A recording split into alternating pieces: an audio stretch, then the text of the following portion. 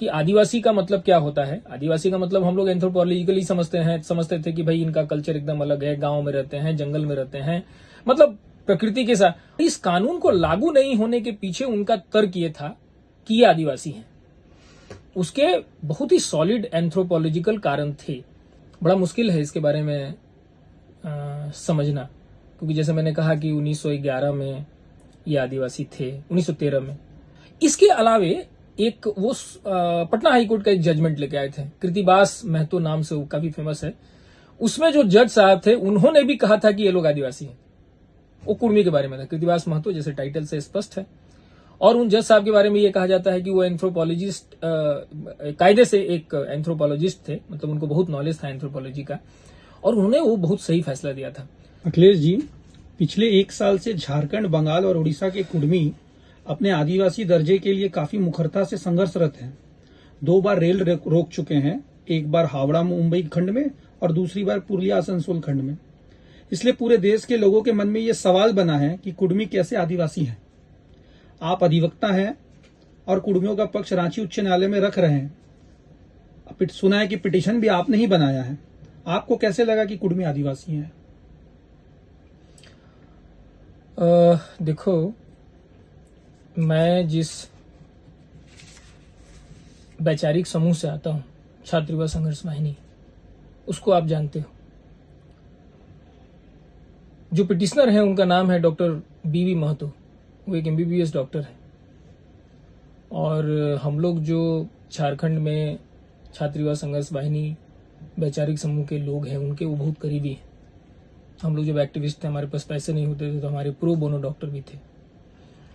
और हम लोग चूंकि झारखंड का समर्थन करते थे, अलग झारखंड के आंदोलन में भी हम लोग रहे, इस कारण से उनके साथ हम लोगों की बहुत घनिष्ठता रही। तो हम लोग, तुम एडवोकेट हो, तो हम लोग टायो और इनकैब मैटर एक ही साथ कर रहे हैं। इनकैब कंपनी में वो मेडिकल ऑफिसर रहे, चीफ मेडिकल ऑफिसर। तो जब इनकैब का काम हम लोगों ने शुरू किया, तब वो हमसे एक बार मिलने आए।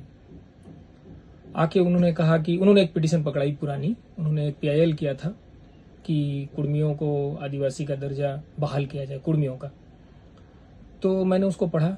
पढ़ने के बाद उन्होंने कहा कि आप इसको फेंक दीजिए, ये भी किसी काम का नहीं है। आपके पिटीशन हमने देखे हैं, हमको लगता है कि आप एक अच्छा पिटीशन कुर्मी के लिए आप बना सकते हैं। हम लोग उसमें बहुत व्यस्त थे, याद होगा। ये सुन के तो हम घबरा गए कि कुर्मी को ये साबित करना कि कुर्मी आदिवासी है, ये कोई आसान बात तो थी नहीं। उसका रीजन क्या था? जैसे हम लोग सिविल केस करते हैं तो उसका स्टैंडर्ड ऑफ प्रूफ क्या होता है? स्टैंडर्ड ऑफ प्रूफ होता है प्रीपोंडरेंस ऑफ प्रोबेबिलिटीज, करेक्ट। लेकिन जब क्रिमिनल केस करते हैं तब उसमें स्टैंडर्ड ऑफ प्रूफ बिल्कुल चेंज हो जाता है, तब वो हो जाता है proof beyond all doubts, you know that. तो ये जो रिट था, ये फिर सिविल के बेसिस पे डिसाइड नहीं होता कि प्रीपोंडरेंस ऑफ प्रोबेबिलिटीज लगता है कि ये आदिवासी हैं, इसलिए इनको ये दर्जा मिल जाना चाहिए। टेक्निकली बहुत स्ट्रांग ग्राउंड था, उस पर हम बाद में आते हैं। लेकिन जब एक वकील के रूप में हमको कोर्ट में जाना था, तो हमको ये बात तुरंत समझ में आ गई कि हमको इसको क्लिंच करना पड़ेगा, मतलब कंक्लूड करना पड़ेगा। जैसे हम लोग जब सुप्रीम कोर्ट में जाते हैं तो पहला लाइन जो बोलते हैं वो ठक से लगता है जज को, तब जज कहते हैं कि एडमिट कर रहे हैं या डिसमिस कर रहे हैं। तो कितना डिफिकल्ट काम होता है सुप्रीम कोर्ट में, तुमको पता है। ये पिटीशन को उसी तर्ज पे बनाना था कि हम खड़े हुए और बोले, और वो खट से जज को लगा कि नहीं, इसमें मैटर है, इसको हम खारिज नहीं कर सकते, इसको हम डिसमिस नहीं कर सकते हैं। तो ये जो दस्तावेज जो लाए, बहुत सारे दस्तावेज लेके आए थे और दस्तावेज बहुत सॉलिड थे। जैसे उन्होंने वो एक नोटिफिकेशन लेके आए 1913 का, 550 नंबर नोटिफिकेशन का नंबर है। तो उसमें ये है कि जब 1865 में, तुमको पता है कि जब सक्सेशन एक्ट लागू किया अंग्रेजों ने, तो यहाँ के जो आदिवासी उन्होंने विरोध किया, क्योंकि उनका सक्सेशन बिल्कुल दूसरी तरीके से चलता था। तो अंग्रेजों ने उनको छूट दी। उन्होंने कहा कि ये कानून 1865 का जो कानून है सक्सेशन का, आप पर लागू नहीं होगा। और रिप्रेजेंटेशन वगैरह के बाद उन्होंने कुछ अपना होमवर्क कराया, और उसके बाद उन्होंने एक 550 2013 में एक नोटिफिकेशन निकाला, जिसमें कैटेगरिकली कहा कि जो झारखंड के आदिवासी हैं इंक्लूडिंग कुड़ुमी, उन पर वो कानून लागू नहीं होगा। फिर 1925 का कानून आया, तुमको पता है 1865 के बाद ये चेंज होकर 1925 का सक्सेशन एक्ट बना। फिर जरूरत पड़ी रिप्रेजेंटेशन की, बहुत कम जरूरत पड़ी क्योंकि अंग्रेज तो ऑलरेडी एक उनके पास एक नोटिफिकेशन था। तो उसके बाद दूसरा फिर एक नोटिफिकेशन वो लेके आए 1931 में, उसका नंबर है 3563 दोनों एकदम मजमून उसका एक ही है कि जो झारखंड के आदिवासी हैं यानी कि संथाल, मुंडा, हो और कुड़ुमी और दूसरे लोग जैसे लोधा, कुड़मी, जो सबर लोग हैं और दूसरे लोग हैं, पहाड़िया हैं, इन लोगों पर ये कानून लागू नहीं होगा। और इस कानून को लागू नहीं होने के पीछे उनका तर्क ये था कि ये आदिवासी हैं। उसके बहुत ही सॉलिड एंथ्रोपोलॉजिकल कारण थे। जैसे डाल्टन एक बहुत बड़े एंथ्रोपोलॉजिस्ट हुए अंग्रेजों के, उन्होंने बहुत काम किया, उनकी बहुत सारी किताबें हैं। उन्होंने डाउट किया कि ये जो कुड़ुमी है, ये बिहार के जो कुर्मी है उससे मिलते नहीं है, ये बिल्कुल अलग है, ये संथालों से मिलते हैं।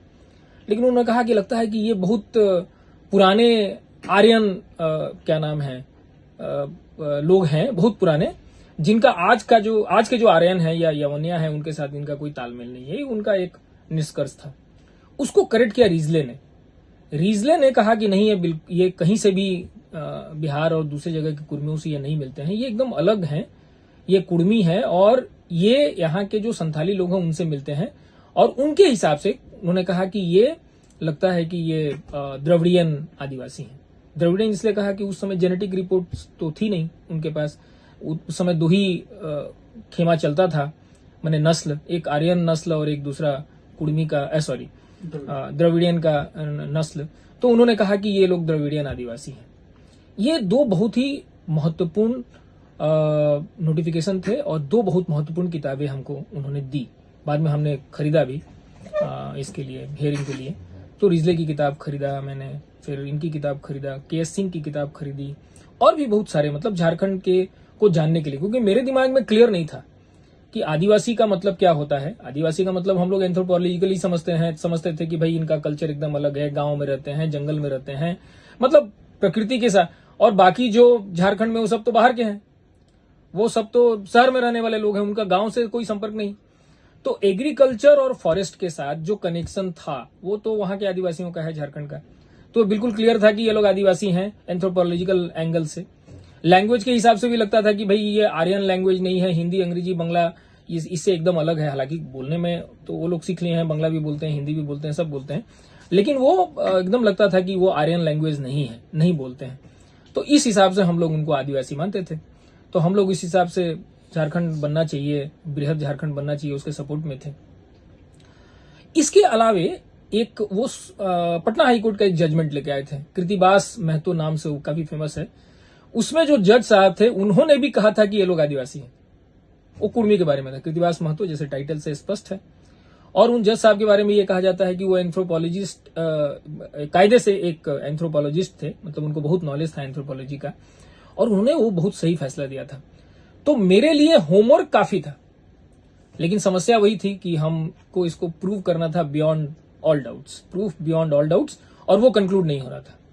मेरे हिसाब से हम थोड़ा डरे हुए थे कि एक पिटीशन बनाए, वो भी डॉक्टर साहब का, जो मेरे इतने अजीज हैं, और वो पिटीशन धराशायी हो जाए कोर्ट में जाके, तो हम वहां तक वो रिस्क लेने के लिए तैयार नहीं थे। तो हम और अरविंद अंजुम, आप जानते हो उनको भी, सर्व सेवा संघ का जो प्रकाशन विभाग है उसके सचिव हैं और वाहिनी के बहुत प्रोमिनेंट आदमी हैं। इसके अलावा झारखंड में बहुत काम किया उन्होंने। स्वर्णरेखा प्रोजेक्ट का जो रिहेबिलिटेशन का काम है वो तो उसमें तो उन्होंने पूरी अपनी जिंदगी लगा दी। तो वो लेके आए थे डॉक्टर साहब को। डॉक्टर साहब, उनके बीच में बात हुई कि अखिलेश जी वकील है, हम जानते नहीं थे, और हमने उनका पिटीशन वगैरह देखा तो हमको लगा कि ये ठीक से जस्टिस कर सकते हैं, तो इनसे हम पिटीशन बनवाएंगे। तो वो दोनों लोग आए थे बात करने के लिए। तो मैंने डॉक्टर साहब को कहा कि डॉक्टर साहब सब कुछ ठीक है, हम तो कन्विंस्ड हैं, क्योंकि हम तो खुद आंदोलन में रहे और मेरा बैकग्राउंड है, तो हम बिल्कुल कन्विंस्ड हैं। लेकिन हमको अगर कोर्ट में जाके आर्गू करना है और हम अगर जज के कुर्सी पर रहेंगे तो हम ये बोलेंगे कि ये कंक्लूड नहीं होता है मिस्टर श्रीवास्तव। तो हम थोड़े इससे सशंकित हैं, हमको थोड़ा समय दीजिए। अरविंद जी उस समय बहुत सारी किताबें पढ़ रहे थे। उस समय ये कोरोना का समय आ गया था, हम लोगों के पास सब पढ़ने के सिवा और कोई काम नहीं था। तो अरविंद जी बहुत सारी किताबें पढ़ रहे थे। उन्होंने अर्ली इंडियंस, जो तुम पढ़े हो, अर्ली इंडियंस उन्होंने पढ़ा हिंदी में। उनको बायोलॉजिकल पार्ट समझ में नहीं आया, क्योंकि वो हिस्ट्री से एमए है, बायोलॉजी नहीं पढ़े हैं। वो किताब लेके आए, बोले कि अखिलेश तुम इसका अंग्रेजी जो ये है मतलब वर्जन है वो खरीदो और इसको पढ़ो, क्योंकि इसमें जो बायोलॉजी है तुमको समझ में आएगी, तुम बायोलॉजी पढ़े हो। हमको लगता है, मैंने उनका कहना था कि तुमको इस किताब को पढ़ने के बाद तुम्हारे दिमाग में जो कुछ सवाल हैं शायद इसका जवाब मिल जाए। तो हम बहुत लाइटली लिए, हम सोचे कि चलो बहुत दिन के बाद जेनेटिक्स पढ़ना है तो पढ़ लेंगे किताब की, लेकिन बहुत तारीफ कर रहे थे उसमें, तो हमने वो किताब खरीदी। जैसे ही पढ़ा मैंने वो किताब, वो क्लिक कर गया। मतलब जहां जहां हमको लग रहा था कि हम कन्विंस नहीं हो पा रहे हैं या कंक्लूड नहीं कर पा रहे हैं, वो सारे जवाब लगभग खड़े हो गए मेरे सामने आके। तो हमको ये सोचना था कि अब उन जवाबों को हम इनकॉर्पोरेट कैसे करेंगे। उसमें अभी भी बहुत सारा क्या नाम है गैप्स था। तो सबसे पहले हमने ये काम किया कि वो किताब जिस पर लिखी गई है, डेविड रीच जो दुनिया के सबसे माने हुए जेनेटिसिस्ट हैं, उनकी किताब है who we are and how we got here. काफी फेमस है क्योंकि उसमें उन्होंने पूरे दुनिया का इतिहास लिखा कि कैसे आउट ऑफ अफ्रीका माइग्रेशन हुआ 70 साल पहले, 3 लाख साल पहले होमो इरेक्टस या ऐसे ही किसी जीनस से स्पीसीज से अलग हुआ होमोसेपियन 3 लाख साल पहले डेवलप किया वहां, और 70,000 साल पहले वहां से वो माइग्रेट किया और फिर पूरी दुनिया में फैला।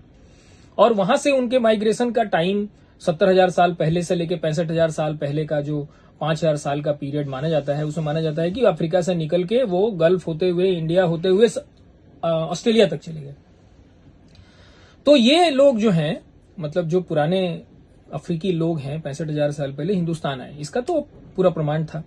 वो किताब पढ़ने से ये बात समझ में आई कि 3 लाख साल पहले हमारा इवोल्यूशन हुआ, और 3 लाख साल पहले, और 70,000 साल पहले आउट ऑफ अफ्रीका माइग्रेशन हुआ और फिर हिंदुस्तान में वो लोग आए।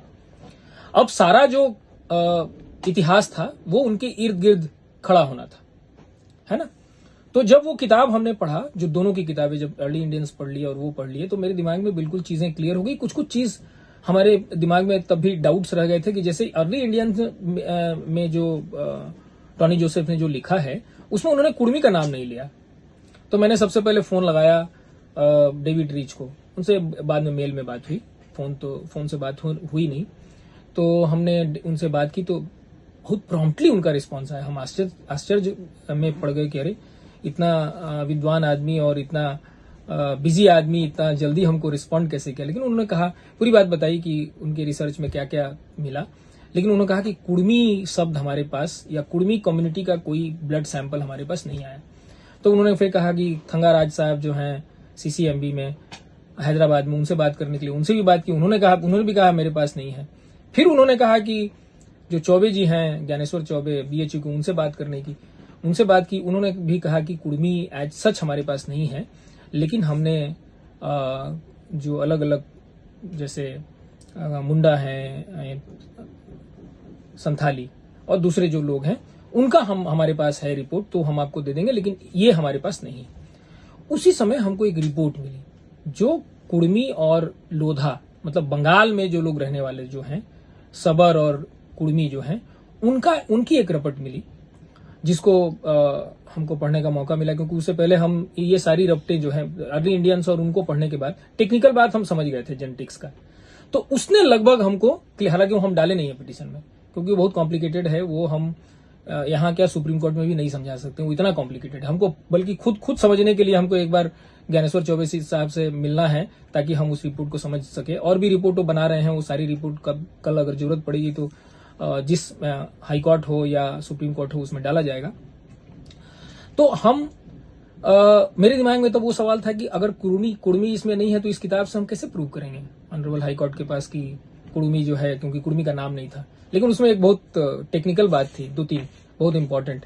एक उसमें था कि जो आर्कियो बोटानिक एक रिपोर्ट थी जिसमें यह कहा गया कि भारत में जो चावल था, चावल की जो वैरायटी थी वो इंडिका था, और एक जपोनिका चीन से आया वो, और उसका यहां पे हाइब्रिडाइजेशन हुआ। और हाइब्रिडाइजेशन कहां पे हुआ? वो हुआ झारखंड में। तो जब हम इनकी पूरी संस्कृति का खाका मेरे दिमाग में जब बना तो हमको पता चला कि इनकी पूरी संस्कृति पैडी बेस्ड है, मतलब धान बेस्ड है। मतलब इनका कोई ऐसा इनकी संस्कृति में या इनका कोई ऐसा त्योहार नहीं है जिसमें धान की प्रमुखता नहीं हो। तो जब उस पर मेरा ध्यान गया तब हमको समझ में आया कि ये जो इंडिका और जपोनिका का जो हाइब्रिडाइजेशन हुआ, जिसकी वजह से हिंदुस्तान में इतनी वैरायटीज ऑफ राइस हिंदुस्तान में अब आज मिलती है, वो क्रेडिट इनको था, क्योंकि यही लोग वो एक्सपेरिमेंट कर सकते थे, क्योंकि सबसे ज्यादा जमीनें इनके पास थी छोटा नागपुर पे, और आज भी है। और इनके पास धान इनका सबसे प्रोमिनेंट फसल है, और वो इनकी सारी संस्कृति धान से जुड़ी हुई है। तो समझ में आया कि इन्होंने ये किया। तो एक बहुत प्रोमिनेंट हमारे पास प्रमाण मिला हमको कि धान का हाइब्रिडाइजेशन इन्होंने कराया, जपोनिका और इंडिका का। ये एक बहुत इंपॉर्टेंट चीज मिली। फिर मेरा ध्यान गया कि जैसे उस किताब में लिखा हुआ है कि ये लोग ऑस्ट्रो एशियाटिक हैं, ये लोग द्रविडियन नहीं है, क्योंकि अब जब आया तो उसे पता चला कि चीन से जो 2-3 माइग्रेशन की बात हुई है, तुम जानते हो, एक माइग्रेशन करीब 8 से 9 हजार साल पहले हुआ, जो हड़प्पा से हुआ, और वो सारे लोग चले गए साउथ, जिनको आज हम द्रविडियन मानते हैं, है ना, वो करीब। और वो धान वहां जो हड़प्पा में गेहूं और बार्ली की खेती शुरू हुई, उसका टाइमिंग भी लगभग 9000 साल पहले का है।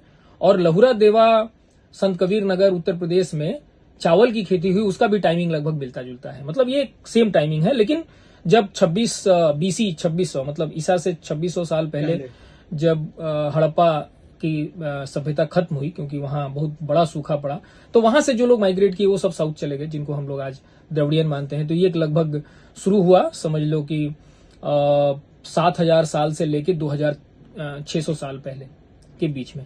लेकिन फिर ये लोग कौन थे? जो लोग झारखंड में थे, ये लोग तो द्रविडियन नहीं है, और ये वहां से माइग्रेट नहीं किए। ये लोग कौन है? ये लोग वही हैं जो आउट ऑफ अफ्रीका माइग्रेशन हुआ था, उसके जो लोग यहां रह गए, म्यांमार चले गए, फिर उसके बाद लाओस चले गए, इंडोनेशिया चले गए, ऑस्ट्रेलिया तक चले गए, है ना, इधर जो पूरा नॉर्थ का इलाका है, या फिर मेघालय में है ये लोग, खासी, हाँ, पूरे नॉर्थ ईस्ट में ये लोग हैं। तो ये लोग वही लोग थे जो लोग यहां रह गए। इनका द्रविडियन लोगों से कोई कनेक्शन नहीं, इनका आर्यन लोगों से कोई कनेक्शन नहीं। तो एक माइग्रेशन द्रविडियन माइग्रेशन मानते हैं, जो इसकी सभ्यता जब खत्म हुई, हड़प्पन सभ्यता, तो ये लोग माइग्रेट किया और साउथ में बस गए। एक माइग्रेशन हम लोग मानते हैं लगभग BC 2100 मतलब ईसा से 2100 साल पहले, जो आर्यों का माइग्रेशन है, जिनका डोमिनेशन अभी हिंदुस्तान में है। और एक माइग्रेशन लगभग उसी समय हुआ था जो चीन की तरफ से हुआ था। वो लोग आए, या हो सकता है कि वो सीधे आ गए होंगे झारखंड, या घूम के आए होंगे, या जो वहां बस गए वो फिर बाद में आए होंगे। ऐसा परम्यूटेशन कॉम्बिनेशन बहुत मिलेगा, क्योंकि ये सारी चीजें हुई प्री हिस्ट्री में, जब हम लोग लिखना पढ़ना नहीं जानते थे, है ना। तो उसका तो कोई दस्तावेज हमारे पास मौजूद नहीं है। ये जेनेटिक दस्तावेज जो है, इससे ये इसको डेवलप करने की कोशिश जेनेटिस्टों ने की है। तो आप कह सकते हैं कि जेनेटिस्ट जो है वो हम लोग जो प्री हिस्ट्री का जो हमारे पास रिटन कोई डॉक्यूमेंट नहीं है, ये जेनेटिक्स लिख रहा है उसको, और वो बहुत ही प्रमाणिक ढंग से लिख रहा है, उस पर कोई सवाल नहीं हो सकता है। तो वो जो लोग माइग्रेट किए चाइना की तरफ से, या लाओस की तरफ से, या इंडोनेशिया की तरफ से, वहां से जो माइग्रेट किए वो आए और यहाँ बस गए। हो सकता है यहां से उठ के भी लोग फिर वापस चले गए हों, लेकिन जो यहाँ बसे उनका आपस में एक इंटरमिक्सिंग हुआ। जैसे आर्यन लोग हैं तो वो इंटरमिक्सिंग से हुए, क्योंकि आर्यन लोग आए तो यहाँ कौन थे? वही आउट ऑफ अफ्रीका माइग्रेशन वाले लोग थे। जो द्रविडियन आए साउथ में चले गए, वहां भी ये लोग थे पहले से, तो द्रविडियन का उनके साथ इंटरमिक्सिंग हुआ, है ना। तो जो आउट ऑफ अफ्रीका माइग्रेशन वाले अफ्रीकी थे, उनका द्रविडियन के साथ इंटरमिक्सिंग हुआ। जो आर्यन आए नॉर्थ में, उनका आउट ऑफ अफ्रीका माइग्रेशन वाले लोगों के साथ इंटरमिक्सिंग हुआ। और आउट ऑफ अफ्रीका माइग्रेशन वाले जो झारखंड में थे, उनका फिर इंटरमिक्सिंग हुआ, जो चीन की तरफ से जो लोग आए माइग्रेट करके। तो ये जो चीन वाली बात है, जपोनिका जो हम बता रहे थे कि जपोनिका जो प्लांट है राइस का, वो आया चीन से। तो ये इससे एक भाषा बनी, इनकी एक अपनी भाषा बनी, जो द्रविडियन और आर्यन से नहीं मिलती थी, माने इंडो यूरोपियन जिसको कहते हैं, उससे नहीं मिलती थी। तो वो भाषा इनकी है ऑस्ट्रो एशियाटिक।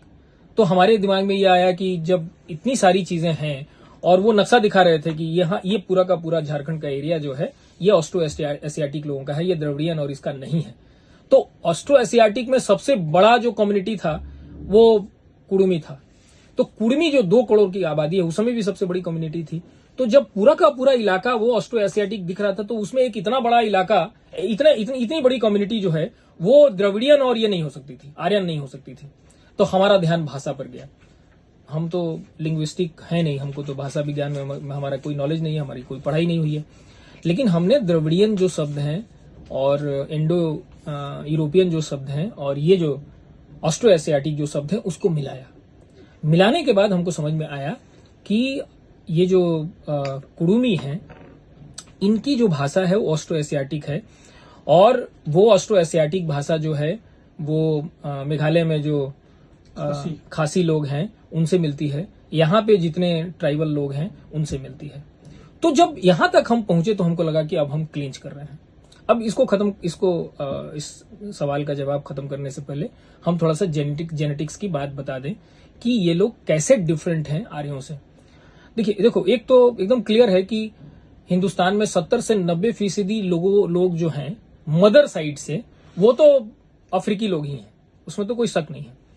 क्योंकि दो इंपॉर्टेंट चीज है, एक वाई क्रोमोसोम है जो फादर से आता है, और एक माइटोकॉन्ड्रियल डीएनए जो है मां से आता है। माइटोकॉन्ड्रियल डीएनए जो है दोनों में रहता है, एक में भी रहता है और स्पर्म में भी रहता है। लेकिन जब फर्टिलाइजेशन होता है तो स्पर्म का माइटोकॉन्ड्रियल डीएनए पूरा डैमेज हो जाता है, खत्म हो जाता है। तो माइटोकॉन्ड्रियल डीएनए बचता है केवल मदर साइड से, मतलब एक साइड से, और यहां से केवल वाई आता है। तो ये दो जो चीजें हैं, मतलब जो लिविंग लोगों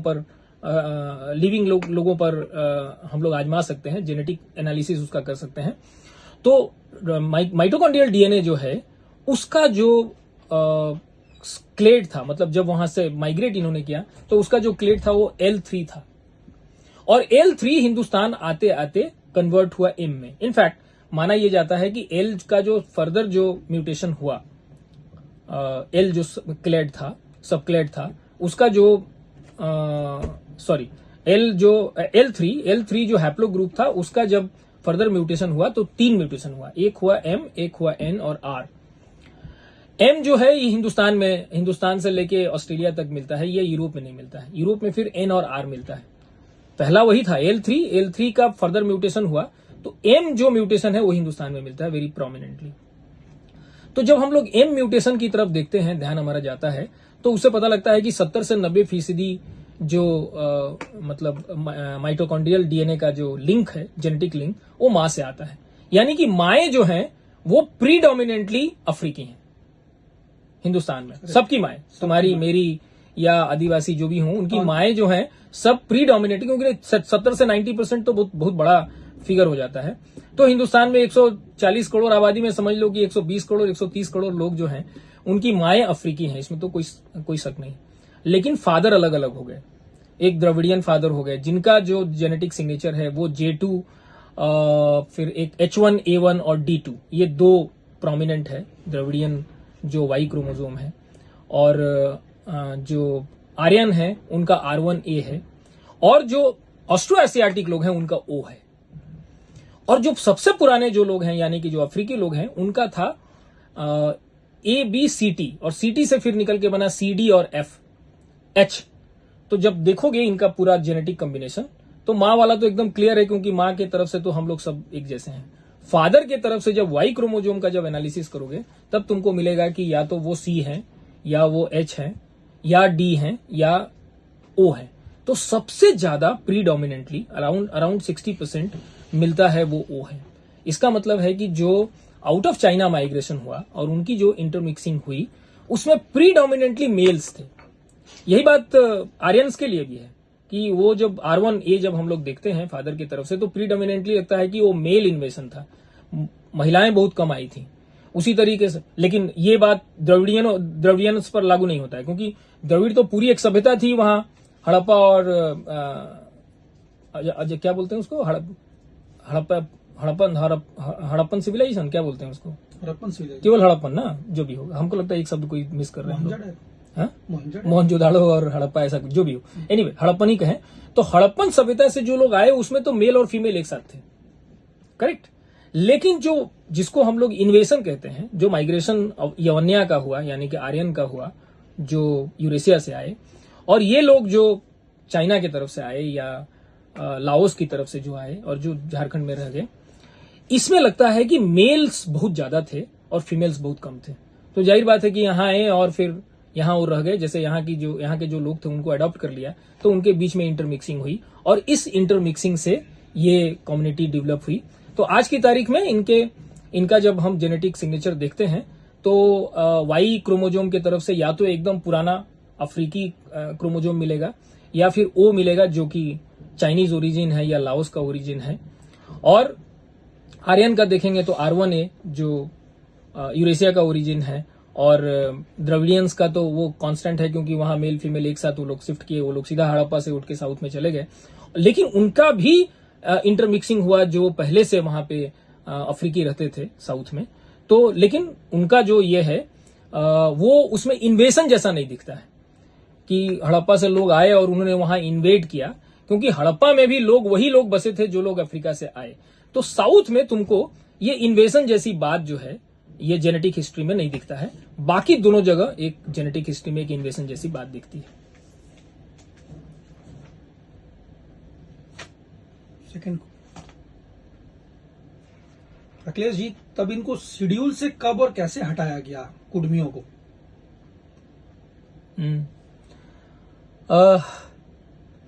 बड़ा मुश्किल है इसके बारे में समझना, क्योंकि जैसे मैंने कहा कि 1911 में ये आदिवासी थे, 1913 में, 1931 के नोटिफिकेशन में थे, 1913 के नोटिफिकेशन में थे, और 1872 में इनको एब ओरिजिनल ट्राइब माना गया था अंग्रेजों के द्वारा। तो आप 1872 में पहले से थे, अंग्रेजों ने तो केवल रिकॉग्नाइज किया हम आदिवासी हैं, अंग्रेज आए और कहे कि भाई ये आदिवासी, बस इतना ही ना हुआ। हम तो थे ही, क्योंकि हम अगर 60,000 साल पहले से अगर यहाँ रह रहे हैं तो हम आदिवासी हैं। तो अंग्रेजों ने आके उसको रिकॉग्नाइज किया। 1950 में क्या हुआ कि हम गायब हो गए, स्पेशली कुर्मी, है ना। 1900 संविधान को अडॉप्ट करने से पहले हमने संसद बनाई, और वो संसद दिल्ली वाली संसद नहीं थी, वो थी कॉन्स्टिट्यूएंट असेंबली, वही संसद थी जिसमें सारा डिबेट हुआ। उसमें कुर्मियों के बारे में कोई डिबेट नहीं हुआ। करेक्ट।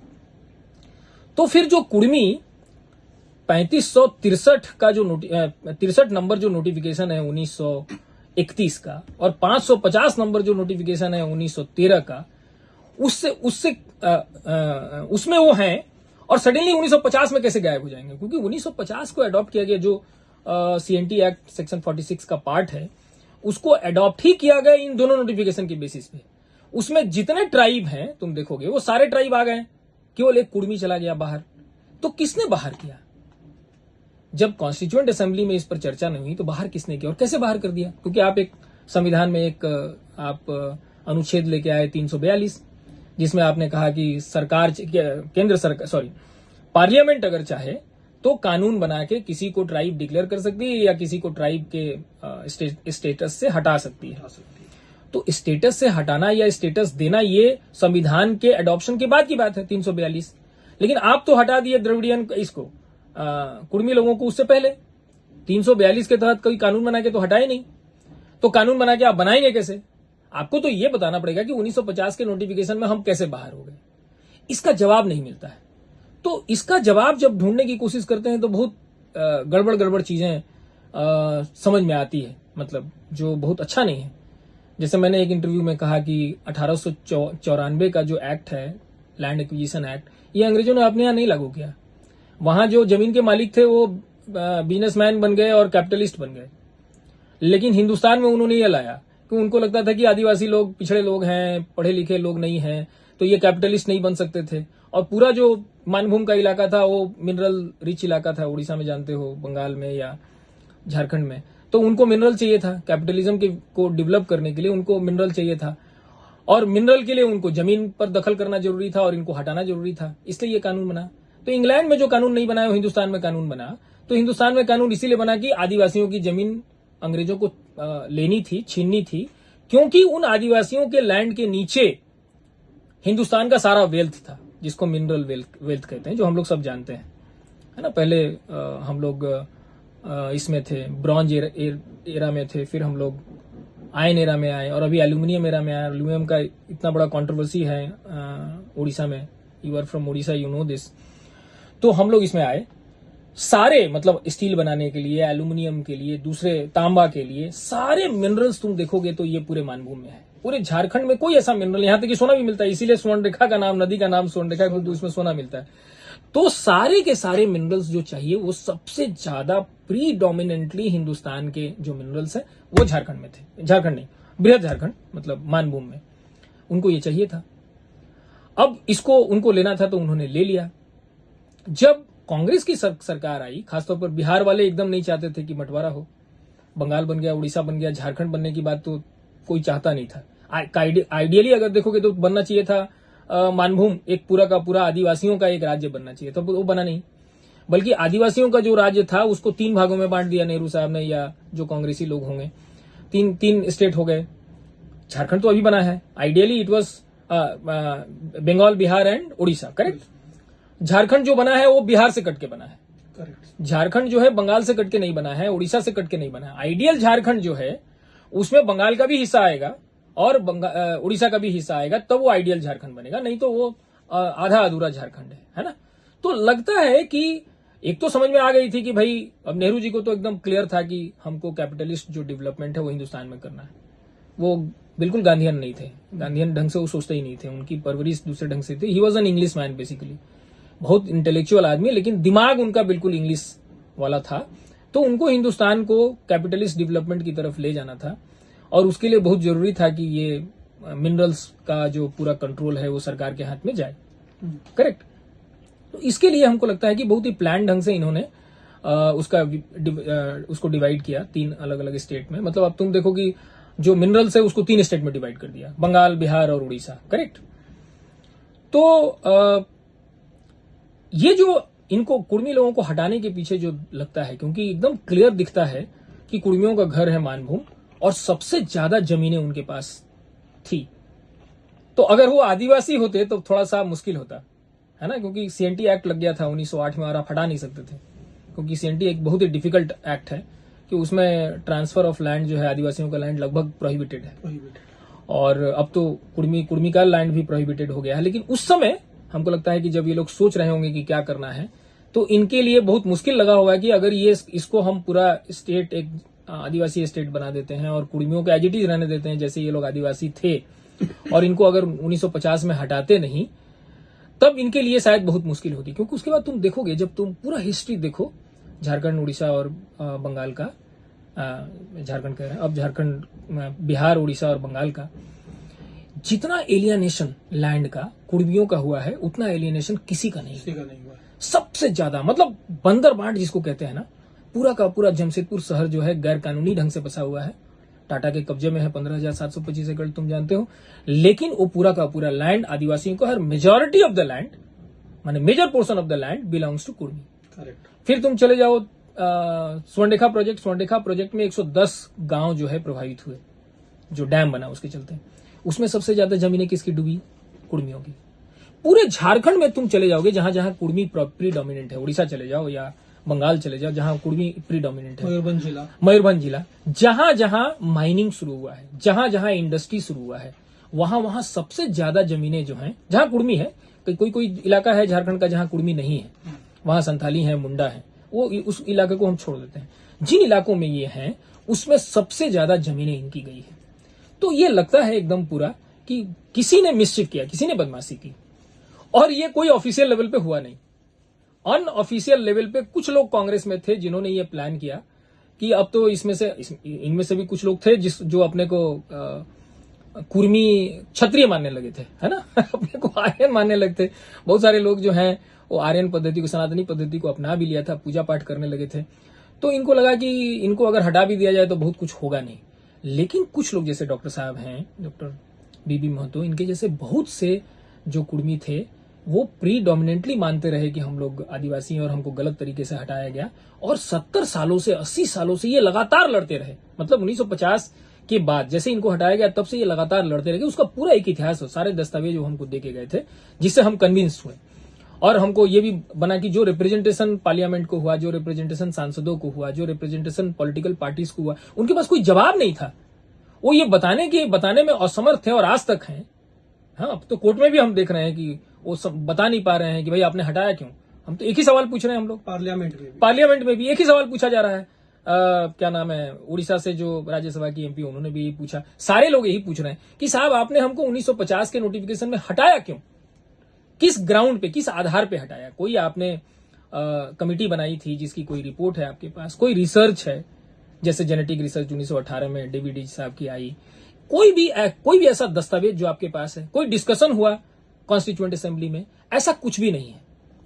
ठीक है ना। इसलिए अदालत में भी हम देख रहे हैं कि उनके तरफ से जो एडवोकेट्स आते हैं सरकार की तरफ से, राज्य सरकार और केंद्र सरकार, उनके पास इस बात का जवाब नहीं है और वो 342 की बात कह रहे हैं कि हमारे पास तो संविधान के अनुच्छेद 342 में लिखा हुआ है कि हम आपको दे दें। हमने कहा कि ये देने की बात ही नहीं है, तुम वो चीज दोगे जो मेरे पास नहीं है, जो मेरे पास ऑलरेडी है वो तुम क्यों दोगे? तुमने हमारा नाम मिस्चीवस तरीके से, गलत तरीके से मेरा नाम हटाया, तो हटाया क्यों, इसका जवाब दो। और इसका जवाब वो नहीं दे पा रहे हैं कोर्ट में।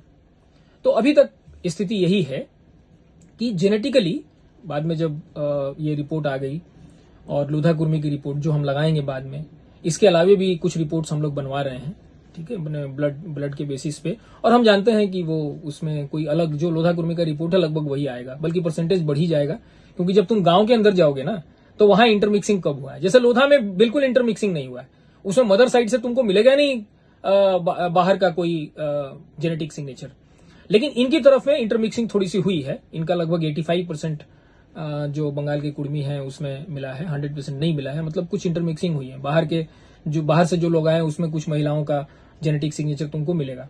पुरुष का जेनेटिक सिग्नेचर तो एक ही हम बता चुके हैं, predominantly around 60%। They are all origin from Laos और चाइना और these areas, northeast areas, they migrated from there and came and settled down at Jharkhand. आप कुर्मियों को क्या संदेश देना चाहेंगे? ये जो इतने आंदोलन कर रहे हैं, इस बीच में आपके ओर से क्या संदेश मतलब भेजना चाहते हैं आप? देखो, जेनेटिक आधार पे या एंथ्रोपोलॉजिकल आधार पे कोर्ट में लड़ाई लड़ना एक बात है ना, लेकिन इम्प्लीमेंटेशन एकदम अलग बात है। अगर रांची हाई कोर्ट मेरे फेवर में फैसला भी दे दे, या कलकत्ता हाई कोर्ट कल दे दे, या सुप्रीम कोर्ट भी कह दे कि हाँ भाई जेनेटिकली मिस्टर श्रीवास्तव ने प्रूव कर दिया कि ये आदिवासी हैं, और सरकार ये जवाब देने की हालत में नहीं है कि आपने 1950 में हमको किस ग्राउंड पे हटा दिया, है ना। ये दो बात है, मूल बात कि जेनेटिकली हम प्रूव करेंगे तो फिर प्रूव बियॉन्ड ऑल डाउट हो गया कि हमने प्रूव कर दिया आपको कि हम हैं आदिवासी जेनेटिकली, और सरकार के पास इस बात का जवाब नहीं है कि 1950 में आपने कैसे हटा दिया, जब 1913 और 1931 के नोटिफिकेशन में हम हैं, और पहले से लगातार काफी पहले से हम एबोरिजिनल ट्राइब्स कहे जाते रहे हैं, एनिमिस्टिक ट्राइब्स कहे जाते रहे हैं, तो आपने कैसे हटाया? इसका जवाब अगर सरकार के पास नहीं है तो संभव है कि आदेश हमारे फेवर में आ जाए, लेकिन इसको इम्प्लीमेंट करना और फिर उसके जो रेमिफिकेशन है, उसका जो प्रभाव होगा वो बहुत गंभीर होगा, मतलब बहुत व्यापक होगा, है ना। क्योंकि मतलब एक उथल पुथल जैसी स्थिति होगी जब एक कम्युनिटी जो है, जो आज अपने को ओबीसी समझती है या जिसको ओबीसी डिक्लेयर कर दिया गया है, भले अति पिछड़ा कहो, उसे क्या फर्क पड़ता है, लेकिन जब वो आदिवासी बन जाएगी तब वो अपने को ज्यादा ढंग से आइडेंटिफाई कर पाएगी मानभूम के साथ। जब वो मानभूम के साथ आइडेंटिफाई करेगी तो बाकी जो आदिवासी हैं उनके साथ वो आइडेंटिफाई करेगी, है ना। तो एक पॉलिटिकल लेवल पे एक उथल पुथल होगा, है ना। तो इसको हमको लगता है कि इन चीजों को सहज तरीके से अडॉप्ट करने में पॉलिटिकल लड़ाई जो है बहुत मदद करेगी, है ना। ये कोर्ट की लड़ाई में कोई खास दम नहीं है, यस, कोर्ट की लड़ाई में कोई खास दम नहीं है। कोर्ट की लड़ाई तो दिस वे और that way, it is 99% sure that it is going to be in favour of the Kurmis. But जो उथल पुथल होगा उसके लिए जरूरी है कि एक पॉलिटिकल प्रोसेस चलता रहे। पॉलिटिकल प्रोसेस का मतलब होता है डायलॉग।